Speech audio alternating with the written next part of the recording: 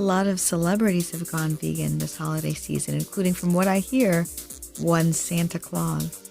I want to make that stand up, but obviously, talking reindeer and little helpers from what you and I would call other species of humanity might help you make the connection. So what do you want for Christmas? Well, the usual. I hope Santa will bring me good reviews for the vegan option on iTunes and peace on Earth. Peace on Earth is a pretty tall order, but Professor Steven Pinker says that violence is declining, including to other animals. Does this mean I can have peace on Earth? Well, you're going to have to settle for a show about it. But I've already talked to Pinker. To Gary Francione, who roundly disagrees. And Peter Singer, on whose work Steven Pinker built. The grandfather of animal liberation. And the iconoclast of animal rights in one show. Well, it is Christmas, the season to throw people with very strong disagreements in awkward configurations, although happily, in this instance, not over a dead bird. With Ian MacDonald and Diana Fleischman. With stories, science, and analysis from a vegan perspective, this must be the vegan option.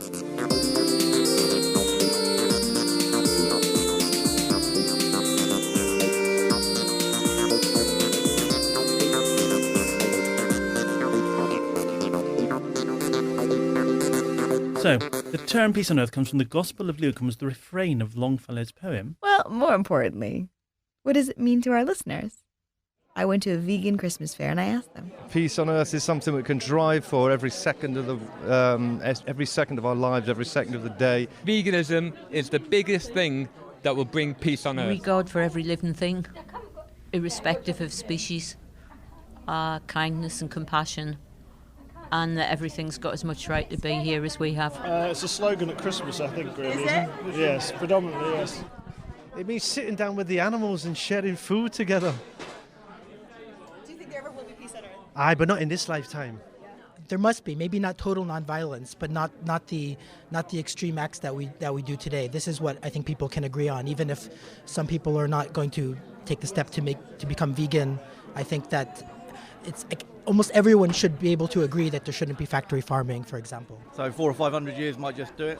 I don't think in my lifetime, but that's what I'm here for, to work towards. So it sounds like there's lots of views, but to us, peace on earth is about goodwill to all, humanity and animals. But Professor Pinker's book, The Better Angels of Our Nature, says that violence is declining. His core thesis is that the further back in history you go, the higher the chance of being the victim of violence or being the victim of violent death. For example, the hordes of Genghis Khan killed about a tenth, possibly, of the medieval world. But most importantly, from our perspective, is the idea that human violence to other animals is also declining. And Steven Pinker thinks that human violence towards non-human animals is also decreasing. And he's got a number of ways that he tries to prove this in his book. And he builds a lot on Peter Singer's work about the expanding circle of morality. Peter Singer's the utilitarian philosopher from Australia, whose 1975 book, Animal Liberation, is often called the Bible of the movement. Diana's interest? So I read Animal Liberation in 2008, and I went vegan the next day. And I asked Peter Singer what he thinks about peace on earth. Peace on earth means that there would be a cessation of violence, and that would include, in my view, not merely violence by humans against other humans, but also violence against non-human animals. I think there'll always be some conflicts, but what I would hope is that one day we do our very best to resolve those conflicts in a way that has at least minimal harm to non-human animals. At the least, I hope it will be minimized to the absolute last possible degree. How do you mean exactly? Do you mean that we would stop using animals for food, or that we would farm animals humanely? How would you conceptualize that? Well, I think ultimately we would stop using animals for food, because I think that we would recognize that we would have a better attitude to them if we didn't, and that's better than farming them humanely. I mean, I was thinking about the more difficult conflicts, like we need to produce food for ourselves, we need to farm, and it involves taking over land that no doubt is home to animals, and then even just building, we clear sites where the small animals might live. So those are the more difficult questions that you could really only imagine being properly resolved in some distant future utopian kind of world. So are we getting closer to peace on earth? What does Pinker say?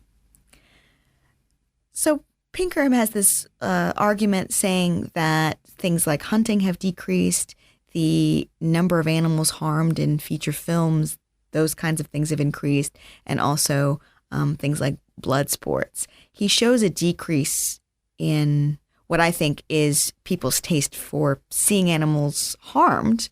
But if you look at the number of animals farmed for food, it's greater than ever. I was in touch with Steven Pinker by email, although we didn't get an interview for the story, but I managed to ask him about this exponential increase in intensively raised animal farming at a talk in October at the London School of Economics and Political Science. It's certainly not true that cruel treatment of animals in farms and factories is a phenomenon of the 20th century. That if you look at histories of the treatment of animals, there were callous, almost cruel practices such as tenderizing the meat of swine while they were still alive by beating them to death, nailing the feet of poultry to the floor, bringing them up in close confinement in pitch black barns because of various theories that this would make the meat more palatable, skinning animals alive, all kinds of horrible things that go way back. It is true that in recent decades there's been an increase in numbers of animals that have been brought into being and have lived unhappy lives. Although I think not from an increase in callousness or cruelty, but from a change in two attitudes. One of them is that an increase in the availability of meat, so that meat is, we're living in an unusual era in which poor people can eat meat whenever they want, as opposed to it being a luxury of the rich.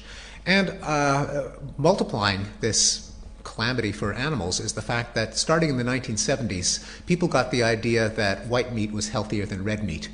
And no one did the math to realize that it takes 200 chickens to provide the same amount of meat as one cow. So as people's taste shift from red to white meat, 200 times more animals, more consciousnesses had to be brought into being. And so these two factors shot up the number of animals that were callously treated.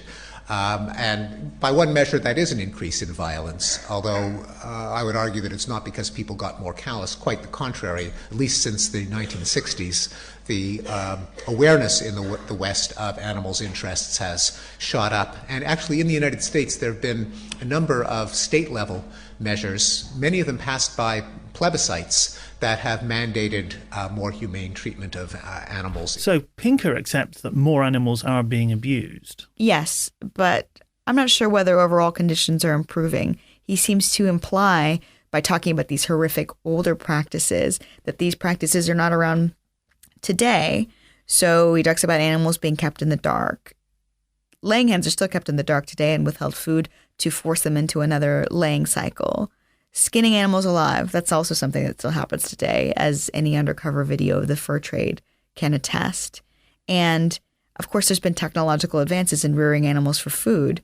So we know now that beating animals doesn't make their flesh more tender, and steps have been taken to limit carcass damage, as is in the case of something like controlled atmosphere killing versus stunning with chickens. And furthermore, farmers don't have to nail animals' feet to the ground to keep them in place. It would likely cause infection, which would kill a number of the animals that they were raising. But there's all manner of special crates and machinery that can do that for them. So it's no longer necessary. Gary Francione, professor of law and philosophy and the author of Reign Without Thunder, thinks animal welfare rules are a distraction at best and simply embed those technological advances. So I asked him what he thought of Pinker's thesis. Well, because to the extent that Pinker says that the general level of violence is in any way indicated by the reduction of violence of humans against non-humans, I would say that he's simply being naive and he doesn't really understand what's going on. I mean, first of all, we are using more animals now in more horrific ways than at any point in human history. But Pinker accepts that. Yeah, but I mean, but what? So he bases it on the supposed move towards more humane exploitation of animals. I mean, that simply doesn't make any sense. What Pinker doesn't understand is most of the what he would regard as advances towards supposedly more humane exploitation of non-human animals. He simply does not appreciate that, for the most part, most of those efforts result in the more efficient exploitation of Well, animals. let's talk about another bit of people moving or not in a more non-violent way. All right. Do you think the number of vegetarians and vegans is moving in the right direction? Not as quickly as I'd like to see it happening, but again, I mean, that doesn't perplex me, because what you've got all of these large animal organizations. I mean, one of the points I've made over the years is that these animal organizations have become partners with animal exploitation industries, so that they're promoting the happy meat, happy eggs, happy dairy nonsense.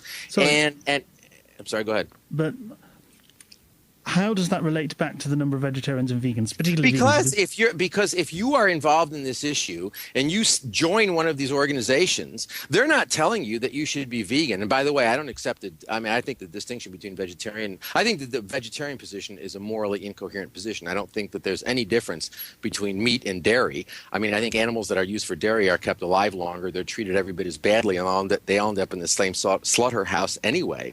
So, I mean, I think that vegetarianism as a moral position is incoherent. So, I mean, you join one of these organizations. Think about it, Ian. These are businesses. These are organizations that want to maximize. But certainly, if somebody's doing that in their head to be nicer to animals, that is indicative of a trend of humans intending to be nicer to animals. It is indicative, in my judgment, of a trend of self or other absolution for things which are morally wrong. I mean, the idea that somebody says, I am buying cage-free eggs because I want to be a morally better person. Pinker can look at that as a reduction in violence. I can look at it as a remarkably and disturbing excuse for continued violence. We don't have time to delve into the questions of counting vegetarians and vegans. Perhaps that's another show. But what do you think? I'm skeptical of Pinker's position that welfare improvements represent a decrease in violence or motivation towards a decrease in violence. But I'm also skeptical of Francione's position that all welfare improvements are down to efficiencies. I discussed this idea with Peter Singer. Oh, but look, what the big debates have been about confinement and factory farming. I mean, by far the biggest change in agriculture over the last 20 or 30 years has been in Europe in particular, the elimination of veal crates, of individual sow stalls, and now of the standard battery cage. And in the United States, in similar way, the elimination of all of those forms of confinement in California, which is the result of the 2008 referendum, which is just starting to come into effect, and this is costing industry a very large amount of money, and is undoubtedly contributing to an increase in the price of animal products. I mean, a modest increase, but the reason that these forms of confinement and factory farming came into effect was because they could economically outcompete the traditional farmers. So, it wasn't going back because of economic change. It only went back because the public got involved and demanded it. And so I think it's complete nonsense to say that the advantages in animal welfare are for economic reasons rather than because of increased public concern about animal welfare. I don't know why anybody in the animal movement would really make such a negative, cynical kind of statement. I think you might have made the world a little less peaceful than it was at the start of the show. Now, I know he's not part of the animal protection movement or anything like that, but I want to know what Pinker thinks of this. Pinker emailed me to say, with any humanitarian advance, there are always cynics who insist that no one ever acts out of true morality, that there always must be some self-serving interest. For example, the Quakers opposed slavery because they were bankers who financed the Industrial Revolution. These always strike me as far-fetched, not just because we know from sciences like evolutionary psychology and experimental game theory that people often incur costs for moralistic reasons, but because the particular explanations often seem more strained than the moralistic ones. He goes on to say, if we set up institutions that allow people to be less cruel and destructive as they pursue their interest, that is a sign of progress. But in the book, Pinker says that there might be practical limits on what he calls the animal rights revolution, reasons that they may not emulate the trajectory of other rights revolutions like women's rights, such as what would happen to wild carnivores. I asked Peter Singer about that as well.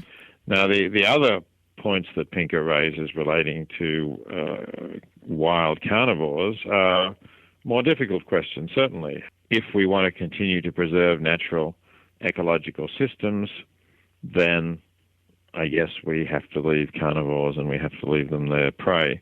Some philosophers have speculated that maybe it's not worth doing that, the amount of suffering they inflict, and that it would be better perhaps even to get rid of carnivores. That's something that is a possibility, that we decide that the suffering they inflict is so great that it would be better to have to get rid of them once and for all, so that the world doesn't have that kind of suffering in it. And other people, of course, think that that's outrageous and that it would be causing wonderful species to become extinct, and it would be an act of human domination over nature, which is quite wrong. So there's plenty of room to debate those questions.